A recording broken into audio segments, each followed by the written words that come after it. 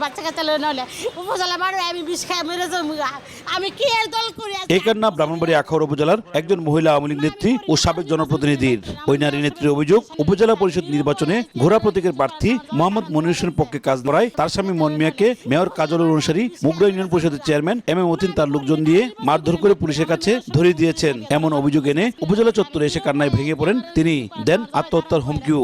আমার যাকে উচিত তাকে বুড়দুমু এই কেন্দ্র করে এম এ মতিনে আমার বাংসুর করতেছে, আমার মাইর দূর করতেছে, আমার জামাই এমন রাস্তা ফালায় মারছে, পুলিশ আইন জামাই আটক করে রাখছে থানা। আটকের পর উপজেলা জুড়ে সমালোচনা হলে আখাউড়া পৌর মেয়র তাকজিল খলিফা কাজলের জিম্মায় আওয়ামী লীগ নেত্রী সুফিয়ার স্বামী মন মিয়াকে ছেড়ে দেয় পুলিশ।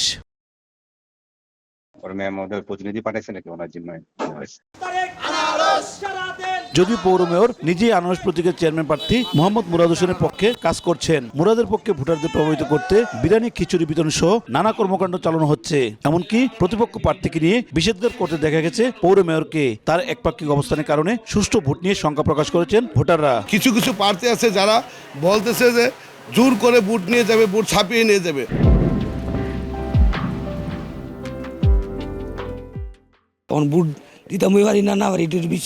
আমার ভোট যাতে আমি সঠিকভাবে প্রয়োগ করতে পারি সেই সুযোগটি করে দেওয়ার জন্য। আমরা যদি ভোটটা দিতে পারি, আমরা পছন্দ মতের যাত্রী আমরা পাস করায় নিতে পারব। এদিকে আখাউড়া মেয়রের ঘনিষ্ঠজন হিসেবে পরিচিত মুগদা ইউনিয়ন পরিষদের চেয়ারম্যান এম এ মতিন ও আখাউড়া দক্ষিণ ইউনিয়ন পরিষদের চেয়ারম্যান মোহাম্মদ জালাল উদ্দিনকে ঘোড়া প্রতীকের প্রার্থীর বিরুদ্ধে উস্কানিমূলক বক্তব্য দিতে দেখা যায়। এ নিয়ে প্রশ্ন করা হলে খেপে যান দক্ষিণ ইউনিয়ন পরিষদের চেয়ারম্যান মোহাম্মদ জালাল উদ্দিন।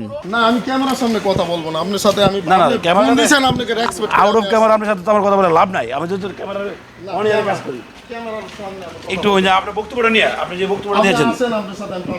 রিটার্নিং কর্মকর্তা জানান, আখাউড়া পৌরসভার মেয়র কাজল ও মুগদা ইউনিয়ন পরিষদের চেয়ারম্যানকে শোকজের মাধ্যমে সতর্ক করা হয়েছে। যদি আচরণবিধি লঙ্ঘন হয় সেখানে আমরা ইতিমধ্যে কারণ দর্শানোর নোটিশও দিয়েছি। তারা কিছু জবাবও দিয়েছেন, তাদেরকে আবারও পুনরায় এই জবাবের প্রেক্ষিতে তাদেরকে বলা হয়েছে জবাব পর্যালোচনা করা হচ্ছে। যদি এরকম জবাব সন্তোষজনক না হয় তাহলে কমিশনেও এটা দেওয়া হবে।